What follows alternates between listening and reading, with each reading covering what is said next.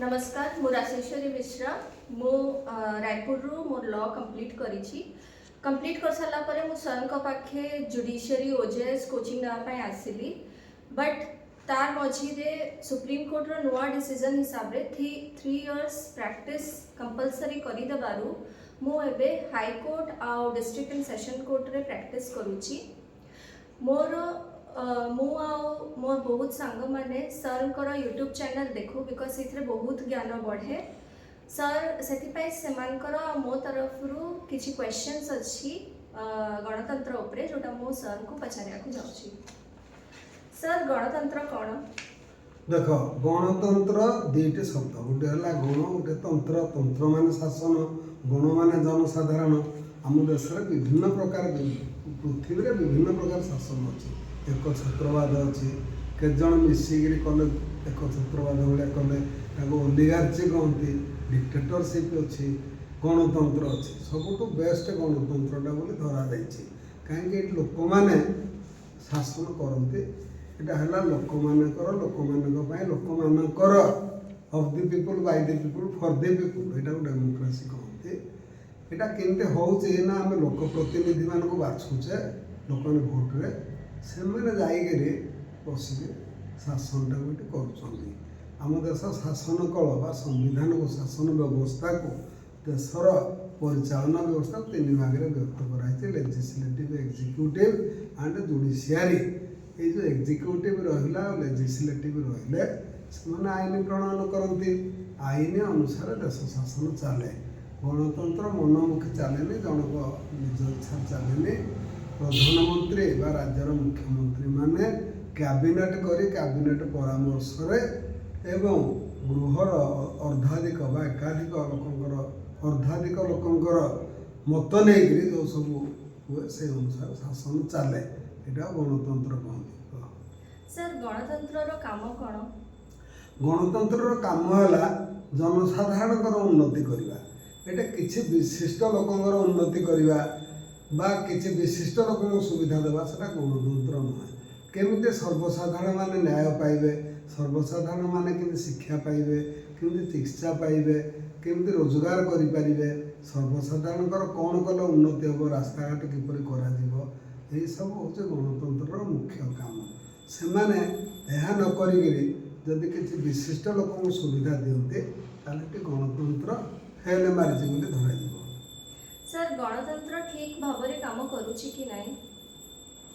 भारत में गणतंत्र आदौ ठीक भाव में काम करूनी एटी जो मैंने नेता होकर आसुच्च सब काम करने से बेठिक उपाय आसुच्च आम देश बर्तमान भोटर मैंने एभली से किसी टंका पाइले भोट दौरान दुईटा उपाय भोटर मैंने भोट दौरान किसी टंका पाइक किंबा किसी बद्धमूल अंधविश्वास अंधधारण बशवर्ती से दौरान लोक मान राजनैतिक प्रीति रही मूर्ख लोक अशिक्षित लोक मैंने जो दल को पसंद कर पसंद कर गोटे पागल भाया से माने सहीटा ही भल आ जहाँ कहले गोटा शोभा पाऊनी तेणु लोक मैंने पागल पराए हो लोक भोट दौरान आईन रे पागलर स्थान ही जीरो आउ पागल लोक ठिया होती ठकिक नापी तेणु गोटे जीरो प्रकार शासन चली एक पागल बा अशिक्षित लोक नियुक्त होती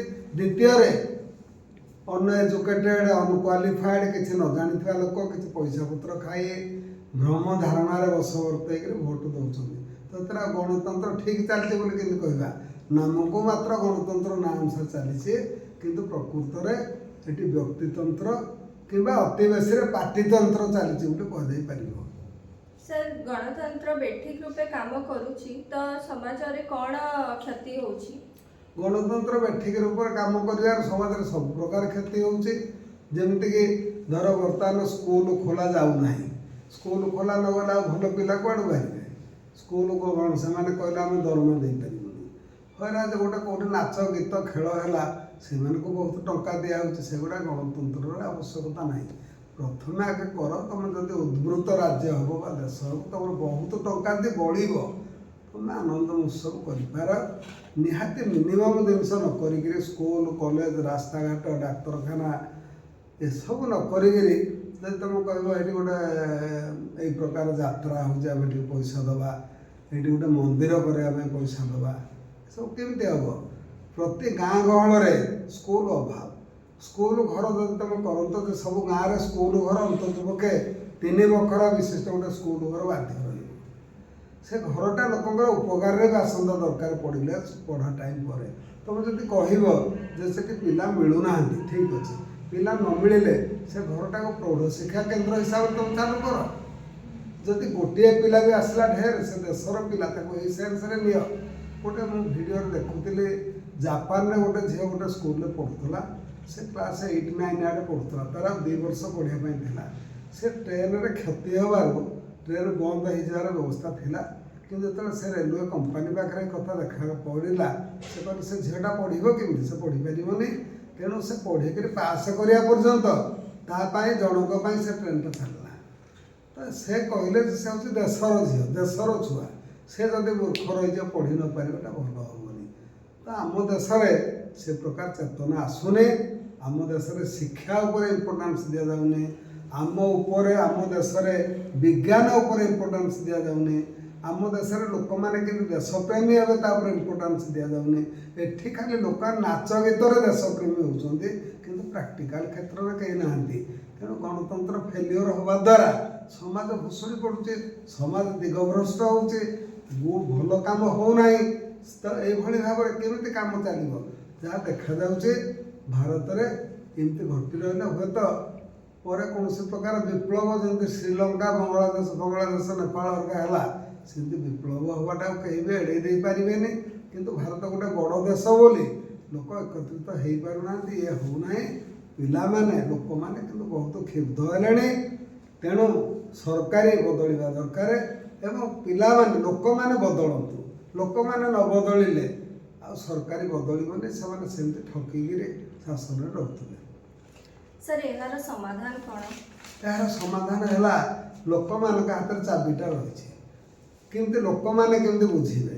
ଆମ ଦେଶର ଲୋକମାନେ ଯାହାଠୁ ଟଙ୍କା ଖାଇଲେ ଭାରି ନ୍ୟାୟପରାୟଣ ଲୋକ, ଆମେ ତାର ଟଙ୍କାଟା ଖାଇଛୁ ତାକୁ କେମିତି ଭୋଟ ଦେବୁନି? ଏଇଟା ନ୍ୟାୟୀ ଲୋକ ଗୁଡ଼ାକ ଏଠି ସବୁ ବସୁଛନ୍ତି।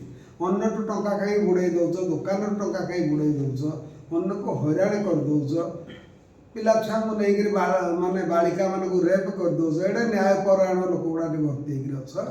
କେବଳ ଏଇ ଭୋଟରେ ଟଙ୍କା ଖାଇକିରି ଦେଲା ବେଳକୁ ଭାରି ନ୍ୟାୟଟା ଦେଖାଉଛ। ଆରେ ଯଦି ଟଙ୍କା ଦେଲେ ଟଙ୍କା ଖାଅ, ହେଇ ଲୋକଟାକୁ ଭୋଟ ଦେବ। ଯେଉଁଦିନ ଟଙ୍କା ଖାଇକିରି ତାଙ୍କୁ ଭୋଟ ନ ଦେବ, ସେଦିନ ଠିକ୍ ହେବ। ଟଙ୍କା ଦେଉଥିବା ଲୋକକୁ ରିଜେକ୍ଟ କର। ଯଦି ରିଜେକ୍ଟ କରୁନ କେମିତି ହେବ? ଏବେ କୁଆଡ଼େ ଶୋଇଥିଲେ, ଇଲେକ୍ସନ୍ ପୂର୍ବରୁ ଆସି କହିଲେ ପ୍ରତି ମହିଳାକୁ 10 ଦେବୁ। ସେଠୁ ମହିଳାମାନେ କହିଲେ ଭୋଟ ଦେବା। ଏଠି କେଉଁଠି ଆଉ କେଉଁ ପ୍ରକାର ରହିଲା କଥା? ଯଦି 10 ଦେଲେ ଭୋଟ ପାଇବ, ତାହେଲେ କାଲିକି କହିବ ମୁଁ 15 ଦେବି। ସେଠି କୁହାହେଲା ଆମେ ଶିକ୍ଷା କରିବୁ, ମଦ ବନ୍ଦ କରିବୁ, ଆମେ ଲୋକଙ୍କୁ ନିଯୁକ୍ତି ଦେବୁ, ସେସବୁ ଫେଲ୍ ମାରିଗଲା। 10,000ରେ ଲୋକ ଗ୍ଲାଡ଼। ତେଣୁ ଯଦି ଲୋକ ଗ୍ଲାଡ଼ ହେଇକରି କରୁଛନ୍ତି, ଏଇଟା ଏମିତି ଚାଲିଥିବ। ଲୋକମାନଙ୍କୁ ଜଣେ ଅଧେ ଲୋକ ଲାଗିକିରି ସମାଜସେବୀ କିଛି କରିପାରିବେନି। ମୁଁ ଗୋଟେ ସମାଜସେବୀ, ମୁଁ ଚେଷ୍ଟା କଲେ କ'ଣ 10ଟା ଲୋକ ବଦଳେଇ ଦେଇପାରେ। ବ୍ୟକ୍ତିଗତ ଭାବରେ ଏଇଟା ବଦଳିବନି।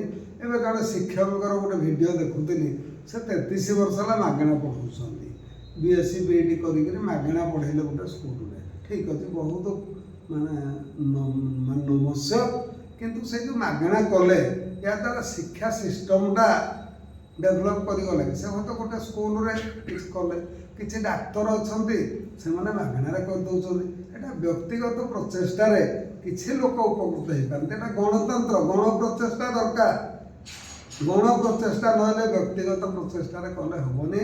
ତୁମେ ପ୍ରାଇଜ୍ ପାଇପାର, ତୁମକୁ ଲୋକ ପଦ ବା ପଦଶ୍ରୀ ଏଇ ପ୍ରକାର ସିନା ପ୍ରାଇଜ୍ ମିଳିବ, ସିନା ସମାଜର ପରିବର୍ତ୍ତନ ହେବ ନାହିଁ। ସମାଜକୁ ପରିବର୍ତ୍ତନ କରିବା ଗଲେ ଗଣଚେତନା ଦରକାର, ଲୋକମାନେ ବୁଝିବା ଦରକାର, ଭିଡ଼ିଓ ଦେଖିବା ଦରକାର। ଏଇଟା ଅନେକ ଭିଡ଼ିଓ ଏଇ ଯେଉଁ ଆମେ କହିଲୁ, ଲୋକ ତାଙ୍କୁ ଦେଖୁନାହାନ୍ତି। ତାର କାରଣ କ'ଣ? ତାଙ୍କର ରୁଚି ନାହିଁ। ସିଏ ନାଚ ଗୀତ ଖେଳ ଉପରେ ଗୋଟେ କରିଦେଲେ ତ ଲକ୍ଷ ଲକ୍ଷ ଲାଇକିଂ ହେଇଯାଉଛି ଆଉ। ତେଣୁ ସେ ତ ଯେମିତି ଗୋଠ ମାତିଲେ ଖଣ୍ଡିଆ ମାତେ, ମେଣ୍ଢା ଗଲେ ମେଣ୍ଢା ଯାଆନ୍ତି, ତ ସେଇଭଳି ଚାଲିଛି ଦେଶ ଅବସ୍ଥା। ସେଥିରେ ଆମେ ବ୍ୟସ୍ତ ହେଲେ କ'ଣ ହେବ? ତେଣୁ ମୋଟ ଉପରେ ଭାରତର ଗଣତନ୍ତ୍ର ହିଁ ବିପନ୍ନରେ ଅଛି, ବିପନ୍ନ ହେଇ ସାରିଛି। ଏଠି ଗଣତନ୍ତ୍ର ନାଁରେ ଖାଲି ନାମକୁ ଗଣତନ୍ତ୍ର କିନ୍ତୁ ଏଠି ବ୍ୟକ୍ତିତନ୍ତ୍ର ଚାଲିଛି। ତା ନ ହେଇଥିଲେ ଏଠି ବହୁତ ଶିକ୍ଷିତ ଜ୍ଞାନୀ ଲୋକମାନେ ଅଛନ୍ତି।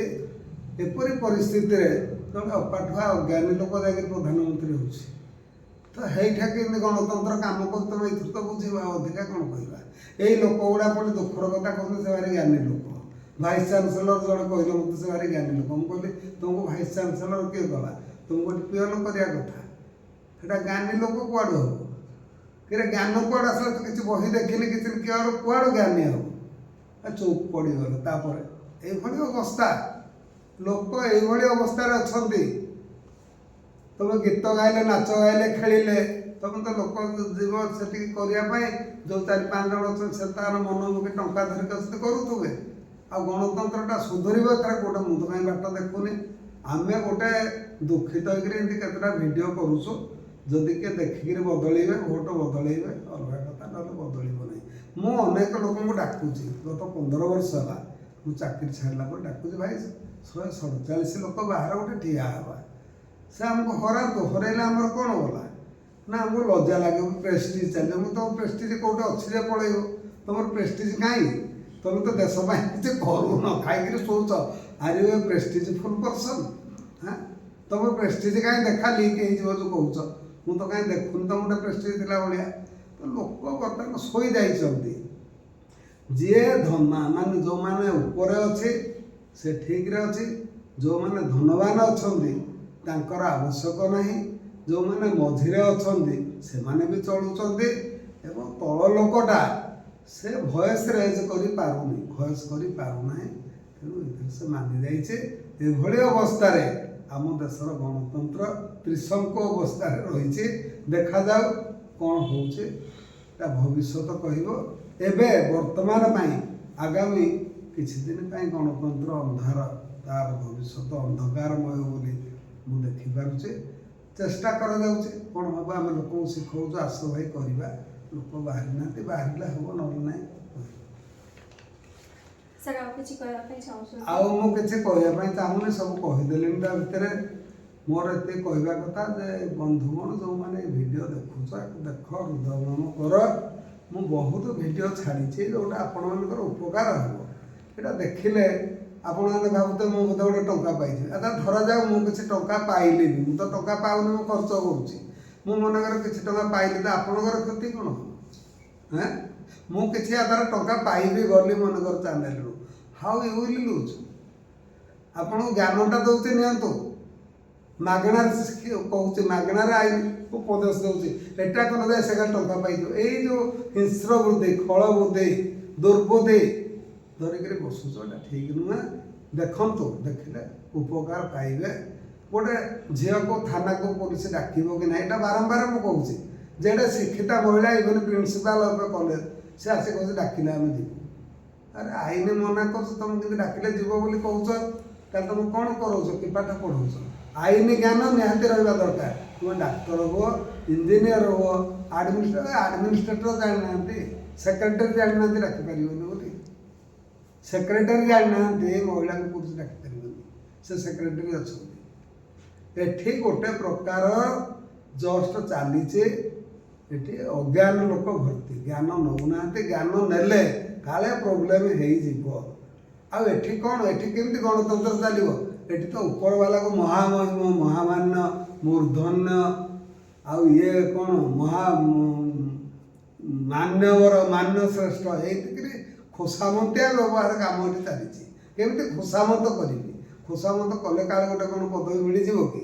କିନ୍ତୁ ଏଇ ଜିନିଷରେ ତୁମେ ଭାବୁଛ ଗୋଟେ ସୁସ୍ଥ ଗଣତନ୍ତ୍ର ଚାଲିବ, ଯେଉଁଟା ସ୍ୱାଧୀନତା ପରେ ପରେ 10, 15, 20 ବର୍ଷ ଯାକେ, 25 ବର୍ଷ ଯାକେ ଲୋକମାନେ ସେଠି ମୂର୍ଖ ଥିଲେ, କିନ୍ତୁ ଲୋକମାନଙ୍କର ବିଚାର ଶକ୍ତି ଭଲ ଥିଲା, ସ୍ୱାଧୀନ ହେଇଥିଲେ, ପାଇଥିଲେ, ତେଣୁ ସେମାନେ ଭଲ କାମ କରୁଥିଲେ। ବର୍ତ୍ତମାନ ସ୍ୱାଧୀନତା ଦୂରେଇ ଆସିଲା ପରେ ଯେଉଁ ନ୍ୟୁ ଜେନେରେସନ୍ ଭର୍ତ୍ତି ହେଇଛନ୍ତି, ଏମାନେ ସ୍ୱାଧୀନତାର ମୂଲ୍ୟ ବୁଝୁନାହାନ୍ତି। ଏମାନେ କିଛି ଫଳଭୋଗ କରିନାହାନ୍ତି। ତେଣୁ ଏମାନେ ବାର କଥା କହୁଛନ୍ତି, କରିକିରି ଚାଲିଛି ଯାହା ହେବ। ତେବେ ମୁଁ ଭାବୁଛି ଗଣତନ୍ତ୍ର ଲୋକ ସଚେତନ ହେଲେ ନିଶ୍ଚୟ ତିଷ୍ଠିବ, ଦେଶର ଉନ୍ନତି ହେବ। ଧନ୍ୟବାଦ। Thank you.